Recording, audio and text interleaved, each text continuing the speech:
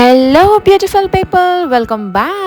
ఈ చికెన్ కర్రీని చూస్తుంటే నోట్లో నీళ్లుడుతున్నాయా? మరి ఆలస్యం చేయకుండా ఈజీగా ఉండే పాలకూర చికెన్ ని ఎలా చేసుకోవాలో చూసేద్దాం. ముందుగా ఇక్కడ నేను 1 కిలో చికెన్ కి 1 కట్ట పాలకూర, 4 మీడియం లేదా చిన్న ఉల్లిపాయలు, 4 టొమాటోస్ ని తీసుకుంటున్నాను. ముందుగా మిక్సీ జార్ లో కడిగి పెట్టుకున్న పాలకూరను, అలాగే 10 పచ్చిమిరపకాయలను, మీ కారంని తగినట్టుగా పచ్చిమిర్చిని యాడ్ చేసుకోండి. 1 ఇంచు చెక్క, 5 లవంగాలు, 2 ఏలకులు, అలాగే 1 స్పూన్ ఉప్పు వేసుకొని గ్రైండ్ చేసుకోండి. కారం ఎక్కువ తింటాం కాబట్టి చిల్లు ఎక్కువ వేసాను, మీకు తగినట్టుగా వేసుకొని ఒకసారి గ్రైండ్ చేసి ఓపెన్ చేసుకొని మరి టొమాటోని అలాగే పచ్చి టెంకాయని యాడ్ చేసుకోవాలి. ఇప్పుడు మంచిగా గ్రైండ్ చేసేసుకొని పక్కన పెట్టుకోవాలి. కుక్కర్ లో ఆయిల్ వేసుకొని అది హీట్ అయిన తర్వాత కట్ చేసి పెట్టుకున్న ఉల్లిపాయ ముక్కలు, కొంచెం కరివేపాకును వేసి మంచి సువాసన వచ్చిన తర్వాత 1 స్పూను అల్లం వెల్లుల్లి పేస్ట్ ని వేసుకొని మంచిగా సువాసన వచ్చిన తర్వాత ముందుగా పట్టి పెట్టుకున్న పాలకూర పేస్ట్, అలాగే 1 టీ స్పూను పసుపుని వేసుకోవాలి. 1 స్పూను ఉప్పును వేసుకొని ఒక బాయిల్ వచ్చే వరకు, అంటే ఒక 5 నిమిషాలు పచ్చి వాసన పోయే వరకు ఉడికించుకోవాలి. తర్వాత కడిగి పెట్టుకున్న మనం చికెన్ ని కూడా యాడ్ చేసేసుకొని ఒక 5 నిమిషాలు పచ్చి వాసన పోయి ఆ మసాలా అంతా కూడా చికెన్ కి పట్టేలాగా బాయిల్ చేసుకోవాలి. ఒక 5 నిమిషాలు సిమ్మర్ లో పెట్టి ఉడుకుతున్నప్పుడు 1 స్పూను ధనియాల పొడిని, అంటే పచ్చిమిర్చి వేసాం కదా, ఆ వేడిని బ్యాలెన్స్ చేయడానికి ధనియాల పొడిని వాడుతున్నాను.